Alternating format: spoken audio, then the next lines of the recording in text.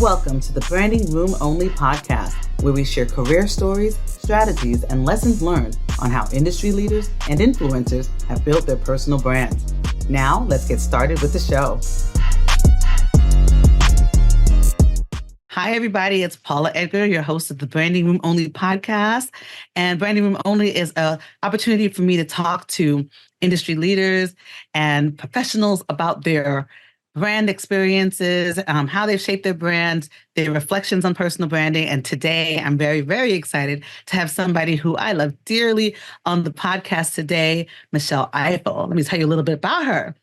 Michelle is one who has successfully made the type of pivot that is the dream of many. After an impressive 25-year corporate legal career at Verizon, she took off her GC hat to move full-time into executive and career coaching, which includes her transformational and reflective reboot retreats for professionals held in her family-owned and operated luxury resort, La Maison Michelle, with which she is the CEO and co-founder. Michelle, welcome to the Branding Room. Hello, Paul. I'm very, very happy to be here. I'm super excited to have you here today. So let's jump right in. First question that I ask all of my guests is, what does personal brand mean to you? How do you define it? Yeah, I have a very traditional perspective on personal branding. And it's a phrase that we've heard many times, but it's when one's reputation precedes them. Concept is, as far as I'm concerned, how do people think and feel when they hear your name or hear about something you've done? What are you known for? What are you known as? And then how do you show up in the world? So that's my view. I love that. I love the part that you included about the feel, right? It's like the Maya Angelou quote that people will remember how you made them. But when you just said it, I thought to myself, how do I feel when I think of you? And it makes me smile. And so that is an important piece of that. And I love that. I can't wait to include that snippet and when we share that out. Okay.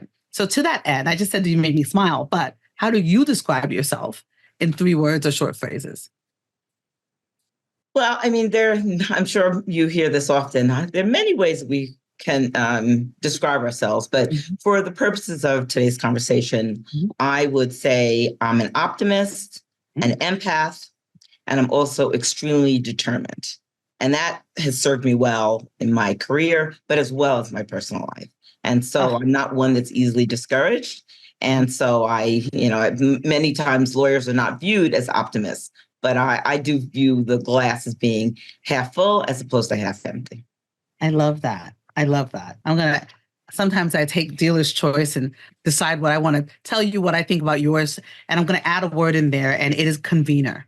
You bring people together. And so I think that is something when I reflect on you. People come together because of you, and you bring them together consciously as well, whether that be virtually or in person at La Maison Michelle, which we're going to talk about shortly. But I think that is an important part of your brand and how I'm reflecting on it. So tell me this. Do you have a favorite quote or mantra? Again, I have several, but the one that is moving me as we start this new year, 2024, is aim for the moon. But if you miss, be happy that you're amongst the stars.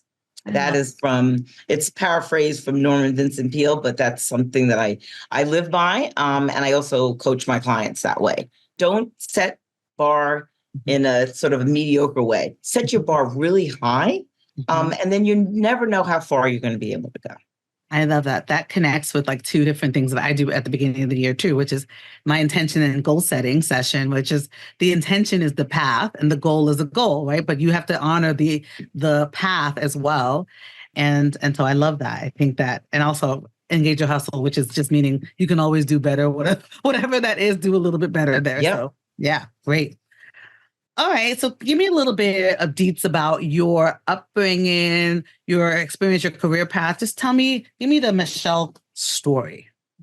All right. So I'll give try to give an abbreviated version. I mean, we're both Caribbean sisters. So my dad is from Barbados, and he came over to the States when he was, in his late 20s. And so I'm the eldest of four that grew up in Long Island in predominantly PWI, predominantly white institutions. I grew up in pretty much a Jewish neighborhood in Suffolk County.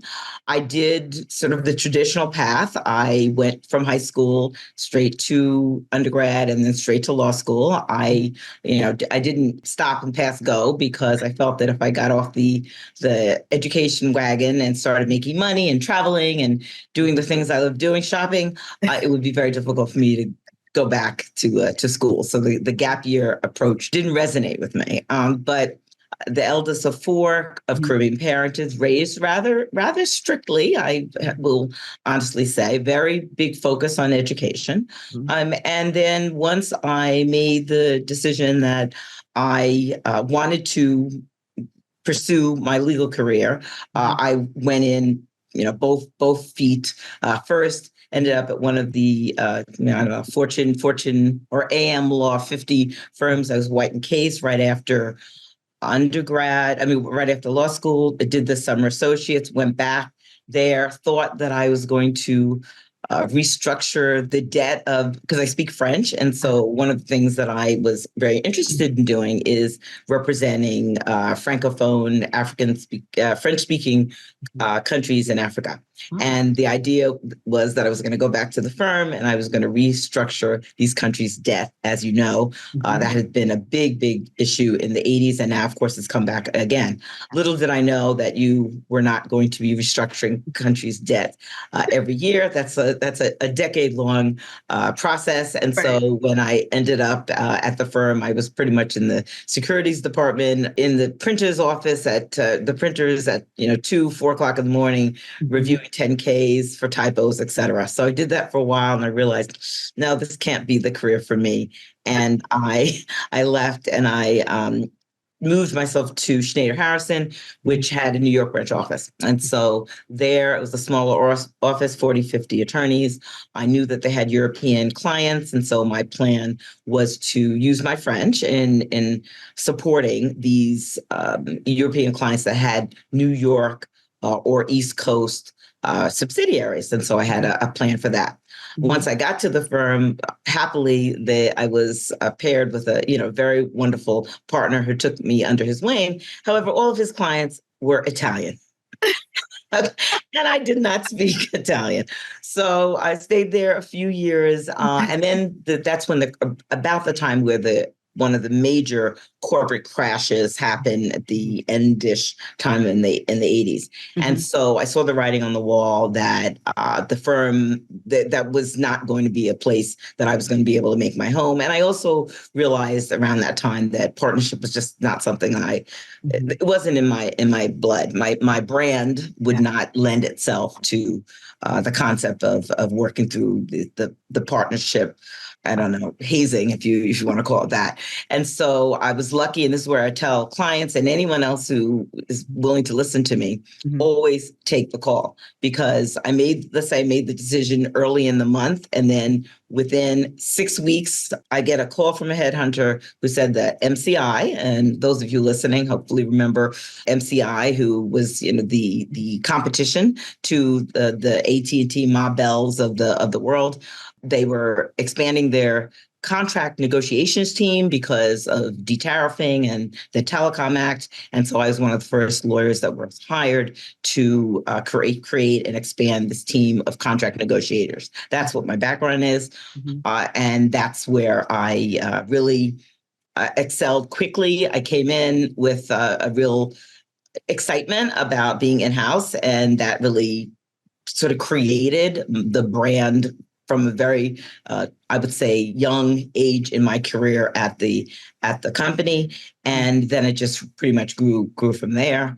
I was started with a very huge negotiation. And when we think about how the saying where, first impressions are lasting, it can be extremely positive, but it also can work in negative ways, which maybe we'll get to later. But for me, I came in with the work ethic that I'll work 20 hours if you give me 19. And so that's the reputation I had. I came in, negotiated this huge deal against a consultant that had been in the business for probably 20 years. I was new. I did not know much about telecom, but for whatever reason, I was trusted to negotiate that, and I think it was a $950 million deal, the largest that the firm had done in this space successfully, and that really laid the groundwork for. I believe that laid the groundwork for my getting more exposure, getting more difficult deals, and then eventually getting a team and moving my way up. I love that. First of all, I cannot do this podcast without shouting out that I also have a father who's Bayesian who will be listening to hear that. So I have to acknowledge that Barbados fathers represent. So there's that. But what a fantastic trajectory. And I love how you pull out a lot of the different pieces that people often ask about, right? Like, should I go straight through? Am I supposed to be on X path? And I love that you said, I realized it's not what I wanted. And then I went to do something else. And that self-awareness piece about your brand and who you want and what you want to be and how you want to show up is such a core lesson that I wish that we could impart upon other people to get earlier, because then you would miss out on a lot of sort of false starts. But again, I guess our path is our path, right? So it is what it is. It is. And I think that what happens is we get comfortable. Like we see 2 or 3 paths that others have taken and then make the decision that that's the path I need to go down. The taking the time to be self-reflective as to what your strengths are and then where do you want to see yourself in 5 years or in 10 years. Actually creating a path and creating a plan is, from my perspective, incredibly important, especially this day and age. It may not have been as important 20 years ago. I didn't know. I didn't have a plan that I was going to move into a GC position. Not at all. I knew I didn't want to be a partner, but I made that decision. But once I started to move my way up in my corporate environment, and as you know, with MCI, then we went to WorldCom, we had the bankruptcy, we had the reemergence, then I made my way through there, and then we ended up at ending with Verizon and adding so many other new companies and people, and as well as the M&A and the reductions. There just was a lot going on. And so I can't say that I was strategically thinking about what my next step would be when I was in the midst of all of it. But what I did know is that I was really paying attention to make sure that I remained true to what was important to me, and that was the people. And that I'm sure you're going to ask a question about that, but I did want to make that statement. So something that I reflect on a lot when I do, work with people who are in-house and I speak at a conference, I always get asked the question, like, why do I have to care about my brand if I'm in-house? Like, I'm not trying to go anywhere. And so what you just said to me, I'm like, well, I already knew the answer, but it was a perfect example of why you need to work and think about your brand when you're in-house, because you don't know what the company's going to change, who's watching, all of those things. But I wanted to give you the opportunity to maybe specify some reasons as to why it's important to think about your brand when you're in-house.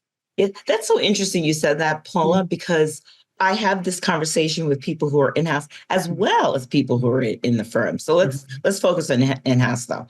Why it is imperative that we all are focused on what our brand is, no matter where you are in an organization. And I think that that's something that gets left by the table. And you and I have had this discussion already. That we all, as women especially, and then as Black women, the concept of making sure that all of the people who support you know that you also support them. And so the reality of this it's a circle, right? And so as you feed into other people, they feed into you. And the idea that someone in a room that you may eventually get in, but you're not in right now, they are having conversations about you. They're having conversation about not only your work, though. How is it that you work with people? What is your general attitude around the office or on Zoom or wherever you are? How is it that you are feeding into those who are part of your team? How are you helping your teammates? There are all these, different aspects of what makes up a person's brand. And the last thing I will state, because I do have a lot of conversations with women, especially on the concept of, and you're like me, we smile a lot. That I know that's natural. That comes natural for me. And I absolutely know that has helped me in my career. Do I think that's fair? I actually don't, because there are people who are just as bright, just as engaging, just as interested in their career and interested in others, but they don't have the face that wears that interest, and that actually detracts in their brand. It certainly does. When I was in undergrad, I studied anthropology. And one of the things that I learned right at the beginning in my core anthropology classes was that as human beings, one of the ways that we connect is by looking at each other's eyes and our teeth. And so that really, yes, of course, we say it in terms of just wanting to look amiable, but literally it's how we connect too. So if you are always in sort of grumpy mode or not, showing those things, it can be a detractor, not just on, how you show up and feeling, but also how you are perceived, period, because of our just basic human beingness. And so I am also not a fan of people being like, just smile, even though I love to smile all the time. But I do think that there's a benefit in showing up in the way you want to be perceived, which is branding, right? So I love that. So you are talking about having not necessarily had a strategy, but in some spaces being strategic in terms of thinking about where you are and where you wanted to go. And what resonates about that for me is that all of my strategy that I have had in my career, for the most part, has been either alongside a mentor, a group of people who are my people, my squad, my personal board of directors, and that includes a coach. And so tell me that, how does the thought about your career and then your emergence into becoming an executive coach, how do those things kind of combine with each other, both reflecting back? I don't know if you ever use a coach, but thinking about what you do now and how you support other people.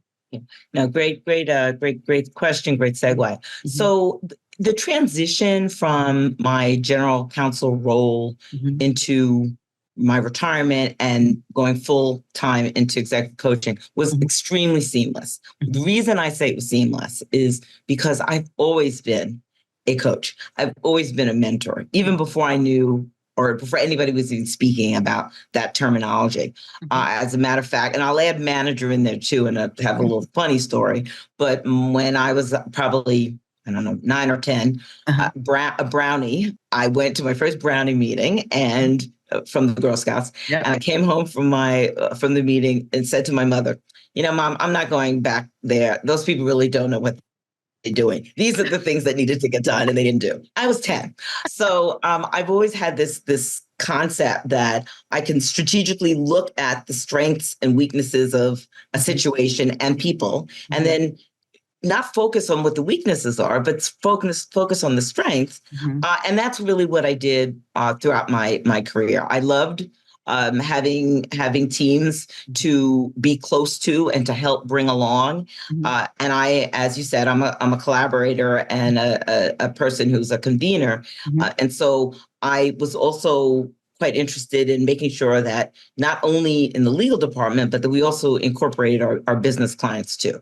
And so when you think about coaching, looking at an individual and hearing what they believe that their challenges are, and then helping them to dig deep to understand possibly why they're either the communication style or the messages that they think that they are sharing or receiving aren't being received and given in the spirit in which they were expecting or understanding, I believe is also, crucial. And so the, moving full time to executive coach and then transcending from there to incorporating my coaching in our retreats at the villa in Barbados is something that, again, came somewhat naturally because my husband and I had actually built the resort from the ground up while I was in the role of GC, or just before I became GC at Verizon. So I was wearing a double hat, but he really was handling all the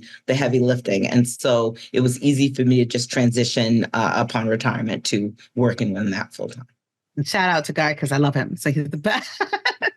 And just so everybody knows, we're going to obviously have the link for La Maison Michelle in all of the, the page with all the resources, but it is beautiful. I can just say that it is gorgeous and the rooms are so beautifully decorated. And so that is just my being like, let me just tell you, you're in Barbados, you need to go. I appreciate that. Fantastic.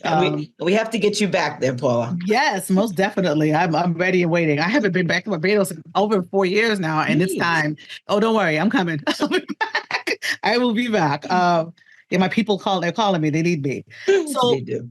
So, in thinking about what you just said about being a coach and then having been always a coach and always a manager and thinking about being a strategist, I think a really important part of having a leadership brand, and you do as a leader, is how you build up other people, right? And so when I think about you had and have a squad, right? You have people who are serious about their Michelle. They don't play about Michelle.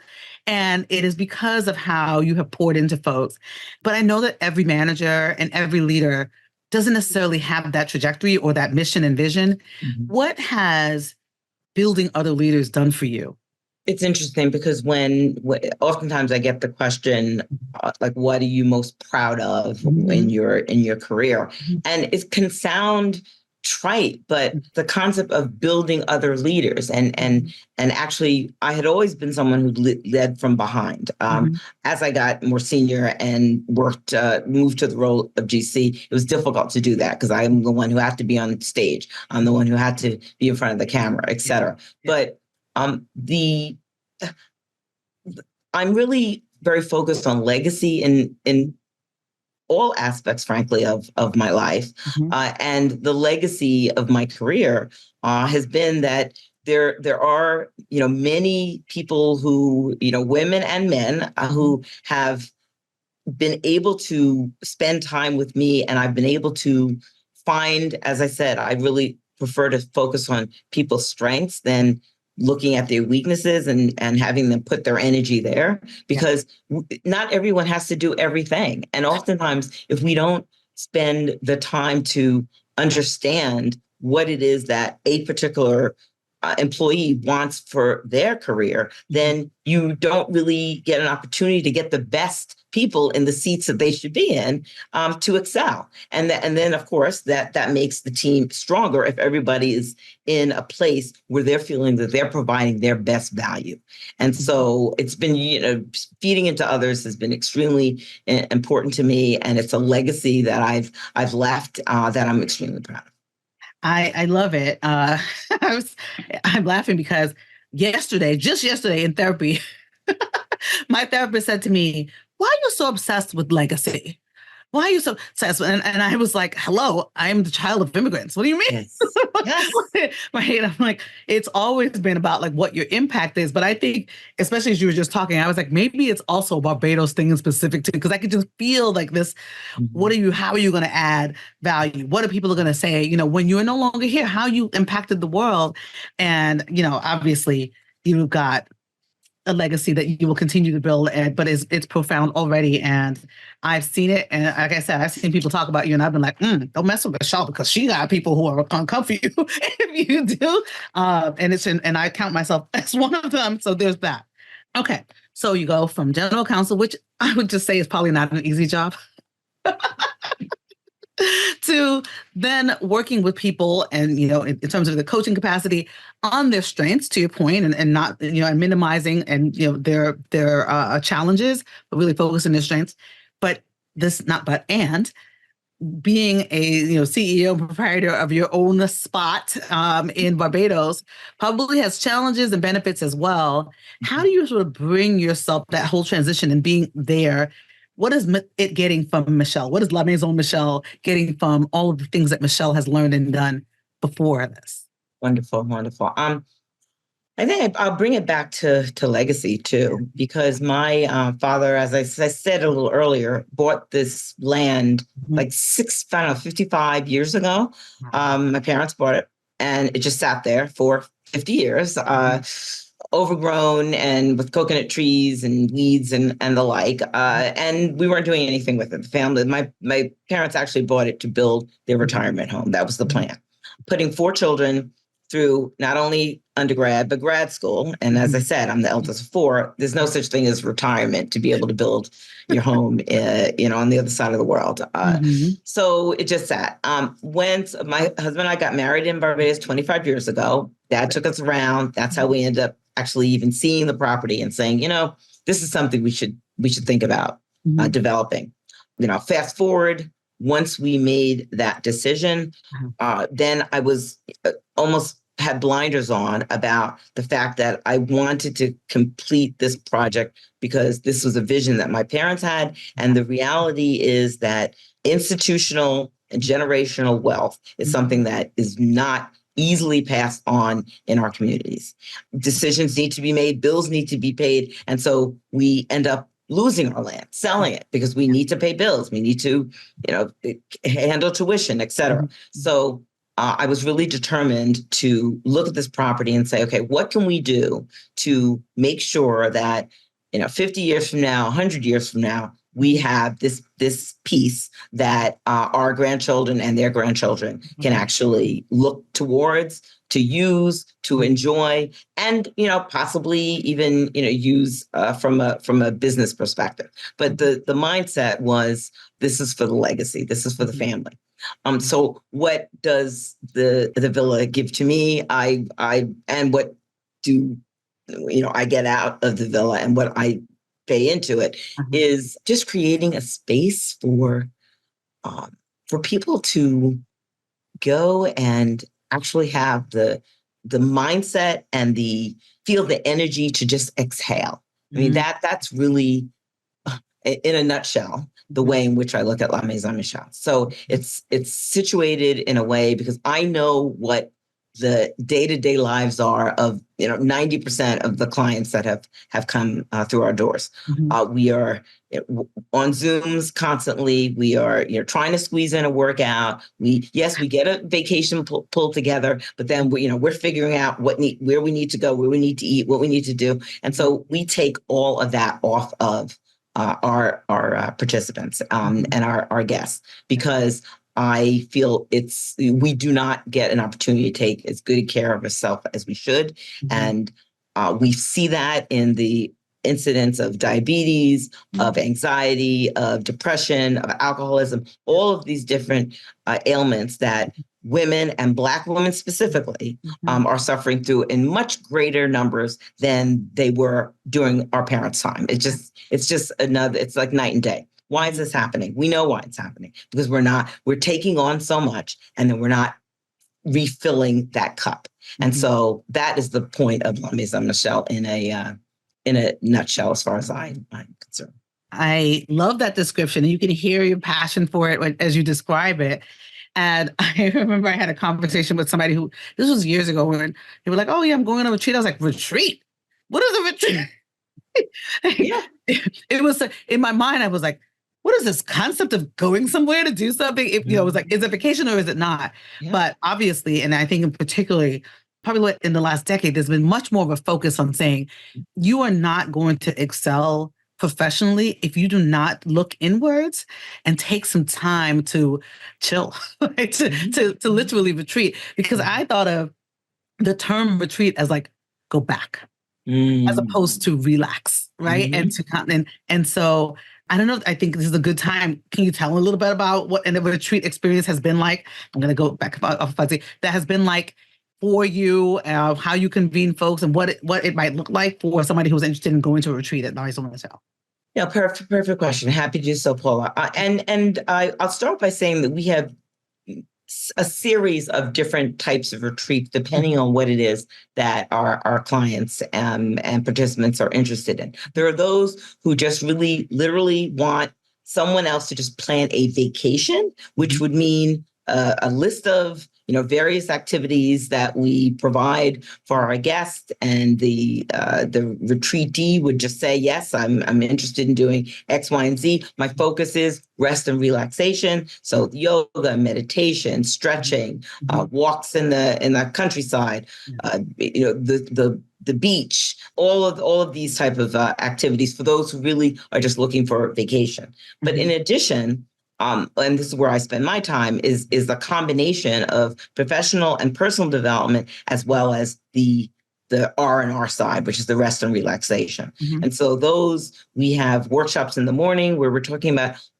a myriad of issues, whether it's how to focus on your executive presence, how do you time manage, how is it that you deal with difficult bosses, what do you do about the onslaught of DEI challenges that are coming our way. What is it like to be a woman in an organization where you're not feeling heard? So there are many different business development. That's another area that we spend a lot of time on. So yes, we're quite pleased to be able to offer a curated experience for exactly what it is that our guests are interested in. Oh, I love that. I love that it's customized and curated, because I think for folks who have that need, why not go learn where it's beautiful and warm and gorgeous and the food is good and it's Barbados. Shout out to Barbados's beaches, which I will put against any beach that anybody says is beautiful in the world, because I just know that it's the place in which I'm like, oh, the beaches. It is fantastic. Beautiful.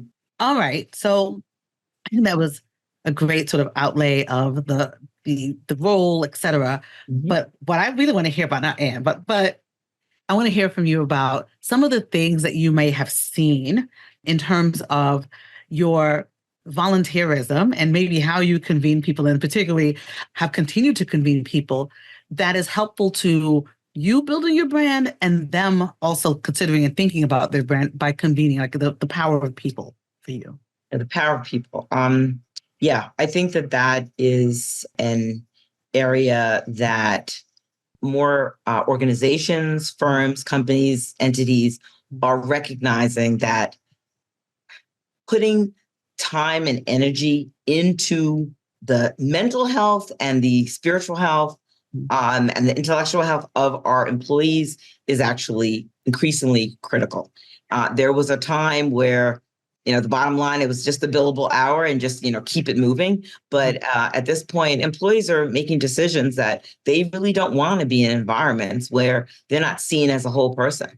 And so that is relatively new, but it's something that I frankly had always known. And so I do believe that my leadership style has always been that I want you to know that I'm seeing you as a person, and that the fact that you don't raise your hand at any of our meetings, or you seem to not be as engaged in a decision making, isn't because the person is not thinking through or actually quietly engaged in what's going on. It's just that they have a different style, a different way of emoting. And so the way I can tie it to my brand is that I do believe that as I was moving up in my career, those people who were the managers, those people who were senior, actually saw the care that I was giving to my teams. And not only the people who are like, quote unquote, under me, but also my colleagues. Okay. Yes, a lot of people can easily manage up. I don't need to talk about managing up. We get to a level where we understand what that means. But it's really, really important to also look to the side, look at your colleagues. What do they need? What are some of the things that you can do to make their jobs easier, which in turn comes back to you? And, obviously, when you are pouring into your people, when you're pouring into your team, when you're transparent about challenges that you're seeing, when you're authentic about what's going on in either the industry or specifically with the company. I always was someone who led with transparency. I just felt that give people information because it just helps with the anxiety. It helps with people, not being on eggshells, not knowing what shoe was going to drop next. And it also, when you share, guess what? People share with you. And then that also makes you a stronger leader. That is 100% true. I often talk about inclusive leadership, and I think we used to see these models of leaders being like, I'm stoic and this is right. But true inclusive leadership is being a little bit vulnerable, right? It's being able to say, hey, I'm not sure either, but we're going to figure this out. Or, yeah, I'm a little nervous as well, but this is going to happen in X way, because it's not that you have to show that you're unbreakable, but it's to show that that we can have confidence in that we'll figure that piece out, whatever it is. Nobody knows. I mean, when I think about in the last 4 years, how we have had to shift as just a global world, thinking we could do X and X was going to be the way it went. And then having a full pandemic and be like, oh, okay, we have a whole new alphabet. Yeah. Absolutely. Okay. So what mistakes have you seen when you have in your career and in the work that you've done about people building their brand or building a network? What's something that you think that folks make mistakes in? Well, I'll speak primarily about what I see in the legal field, because that's where I spend my pen in my space. And as we know, lawyers are generally conservative. I mean, we don't, we're not huge risk takers. As I said, I'm an optimist. Most of us are not. And we stay in our comfort zone. And even though intellectually we have a strategy or we have a plan that we want to implement as far as, transitioning to another industry or transitioning to a specific type of role. But what we do is we still stay within the same bucket of friends, colleagues, conferences, speaking events. We stay in the same space where we are, instead of thinking, okay, I want to get here, so let me start doing things that's going to put me in a position to be able to get to that next phase. And it seems very basic, but because of the fact that folks are oftentimes concerned and uncomfortable in new spaces, then that's what holds people back. So I'm very much a believer of sort of pushing people to say, okay, look at the people that you're spending your time with. Are these those that are going to help you get to that next level? And I'm not saying be only focused on, who's going to help you get somewhere. No, but what it is that you want to put yourself in an environment that's going to make it easier for you to be able to reach the milestones that you're looking for. Oh, yes. That is so key. I started a process probably 5 years ago where I did an annual review of my board of directors to say who needs to go into advisory mode, who needs to be current, whose term is ending, as if it was an actual board, because, and that didn't mean I was like, it's over, get out. But it just meant that I was tapping and we were communicating and being in a relationship differently, because for some, whether it was that they had life circumstances that made it, impossible for them to be where we needed to be in community. Again, understanding that the process of life is that we all shift, that we don't know what's going to be coming next. But really thinking about it has been, I think, probably the most important part of how I've built my business, period. And how I built my support in my life, period. I totally agree. And you're right. It's both. Yeah. It's both in business and in life. And people make that mistake of just sort of staying still and then wondering why things aren't happening. Well, because you're staying still. Yeah. Right. Yes. Okay. So what advice do you have then for people trying to build their brand? It's funny because you use the word vulnerable, and I think that's a very valid piece of advice. Be willing to be open to people and share what it is that you're looking for. What is that saying? A closed mouth doesn't get fed. Yeah.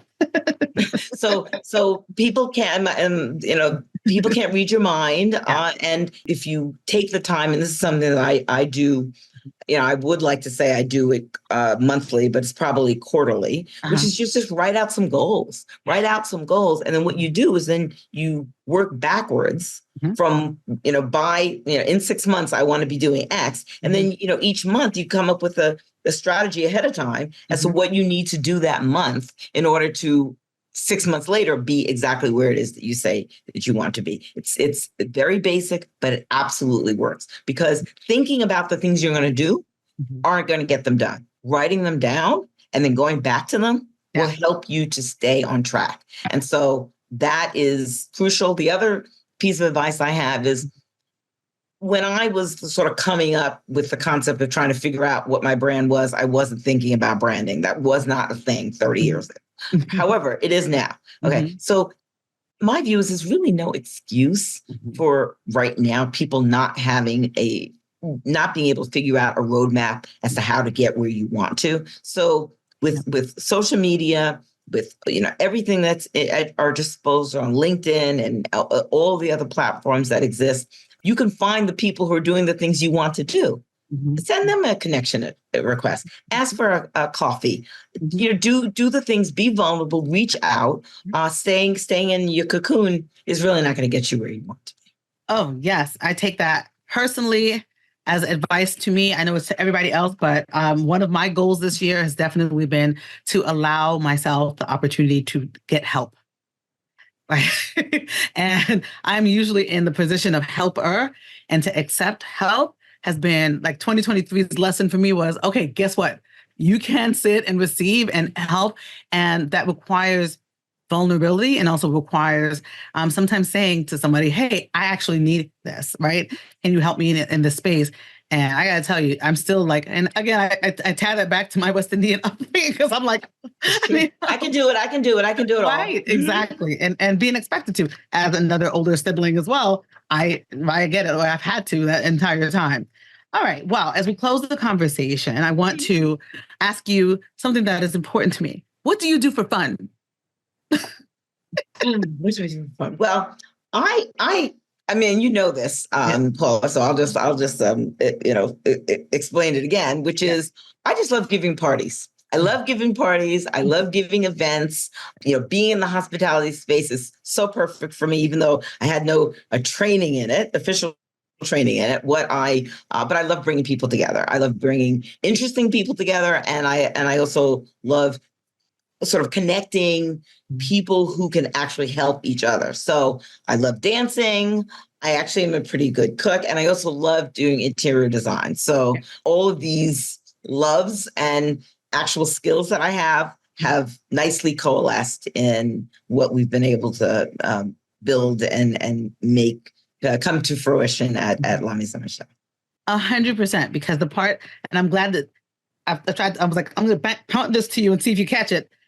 I love that you have been the person to say, I'm going to design and conceptualize all of the rooms there, because when you walk me through them, I was like, oh my God, I always feel like your talent, your magic shows up in the space, and it shows up in this really bright space when you're tapping into it.